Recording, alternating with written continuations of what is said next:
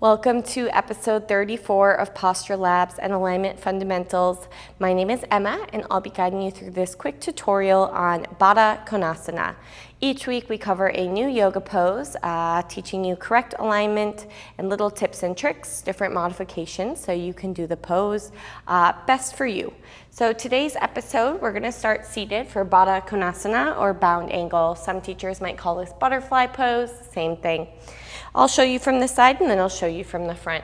For Baddha Konasana, the bottoms of your feet are together and your knees are out wide. It might even help to kind of move your calf muscle out of the way if you have really big muscles. Sometimes that's helpful.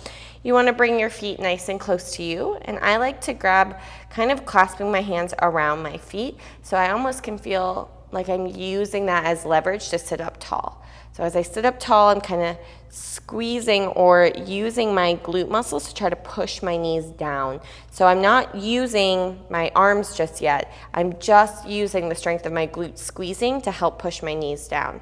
I want to take the rounding out of my back so I sit up tall, engage my abs. Then I'm going to hinge my torso forward. I want to lead kind of with my third eye, so not with the chin. I don't need to be craning my neck forward, but I also don't want to be rounding my back. So flat spine, kind of lead with the third eye or your forehead. And then once I get partially down, that's when I like to use my legs to help, or use my arms to help push my legs down. So I'm using the elbows, pushing on the inner shins, the calves, or even the inner thighs. Of course, you don't want to go too far, so you don't want to feel pain in your knees. So you want to go to the point where you feel sensation. Now, for a lot of people, we just kind of sit out here, round our back, not feeling too much. I want you to focus on kind of squeezing, like squeezing your butt cheeks almost together. As you do that, you'll probably feel more external rotation through your hips. I even like to open the feet up like a book here. So almost like you're peeling the pages of a book open. So the outer edges, the pinky toe edges of the feet are still pushing into each other, but almost the bottoms of the feet are facing up. That might help you get, again, a little bit more rotation and more fold. Now, I'm pretty comfortable right here. Some people might be able to go much further down, even placing their nose or their forehead on the mat. That's totally fine as long as you're not feeling pain in your hips or in your knee. This, of course, is a very active Baddha Konasana. You're engaging, you're not rounding your back, you're squeezing your lower abs. And I even like to think of a little pelvic floor lift here. So kind of squeezing your mula bandha, squeezing your butt cheeks together, and then hinging. Kind of lead with your sternum and your forehead. You want to think about the external rotation of your thighs. So almost like the bottom of your thigh is trying to go up and the top of your thigh is trying to go down. So if, like, some teachers will give hands-on adjustments like so, kind of pushing and helping you with that external rotation, that's kind of what you want to think when you're doing this yourself. You can also take a more restorative Baddha Konasana, which I also really like. Some people call this diamond pose. You'll bring the feet further away from you. This is definitely more of a yin pose, so you don't need to engage as much. You'll just rest your forearms kind of on your legs. You could also stack a block or two and rest your forehead there. Or my personal favorite is to slide my arms underneath my legs with the palms face up and then drop my head. So here my spine is rounding a lot, but that's okay. My focus isn't necessarily a straight spine. This is a more of a stretch on my spine actually, and definitely a more restorative posture. So I want to sway a little bit side to side, maybe shake my head out, no and yes. I might have people stay here for up to 3 minutes, just letting their head hang heavy, or again using a block or a bolster to support your head. You want to focus on less tension in your body, maybe relaxing your palms between your shoulders and in your upper back. Now I'll go ahead and slowly bring myself out of this. That was obviously not 3 minutes, but you get the idea. I'm going to go ahead and show you both of these from the front. So for our regular Baddha Konasana, I want to bring my feet nice and close to me. As soon as I start to round my spine, I've gone too far, so I want to bring my feet further forward. I'd like to grab my feet to start. You can start opening your feet like a book. Personally, I like to start by kind of interlacing the hands and grabbing underneath the feet. That just helps me feel like I can sit up nice and tall, get some length in my spine, and then hinge forward. Using my elbows to help press my inner shins or my inner thighs down. I'm hinging forward with a flat back.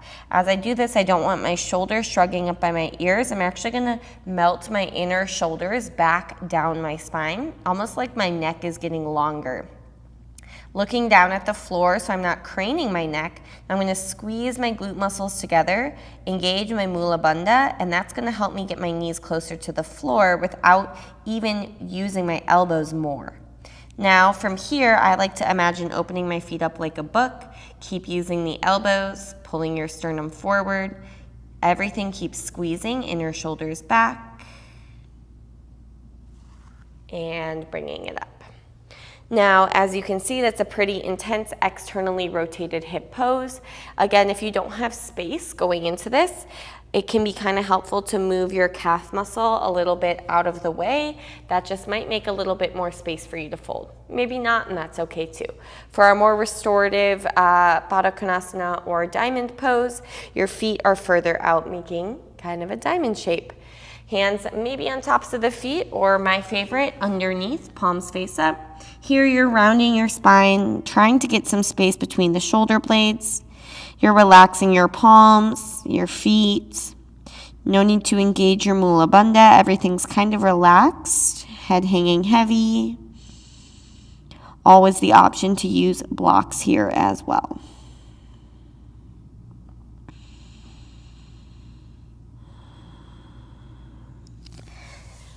For our Baddha Konasana, a lot of people have trouble even just getting the feet together. So if that's the case for you, if this is really hard and you notice you're rounding your back, practice this. Don't even start by hinging forward, just start here. Start by trying to sit up straight and squeeze your glute muscles together. If you have to take your feet further away from you, that's okay. Grab onto the front of your shins, press the bottoms of your feet together, and try to sit up tall. It doesn't need to look exactly like mine, doesn't need to look exactly like any other teachers. I really want you to focus on getting that straight spine and avoid rounding into it. And you want to think about folding forward. It's still a forward fold, you just have externally rotated hips. You can always use blocks underneath your knees if you need to, but it's not like your knees are really gonna fall towards the mat in this position. So I don't think the blocks are super necessary. They might feel nice to help support you, but usually it's not like your knees are gonna flop further than you would like them to, if that makes sense. I think that's all I got for Baddha Konasana. Again, all of these, I feel like I just ramble a little bit. So if you have any other tips or tricks for bound angle pose, feel free to let me know. If you like to use props in any other way or any other modifications that you've come up with, please go ahead and let me know. I always like to learn something new. Thank you so much for watching this week's episode of Posture Labs and Alignment Fundamentals. I will see you back next Friday for episode 35.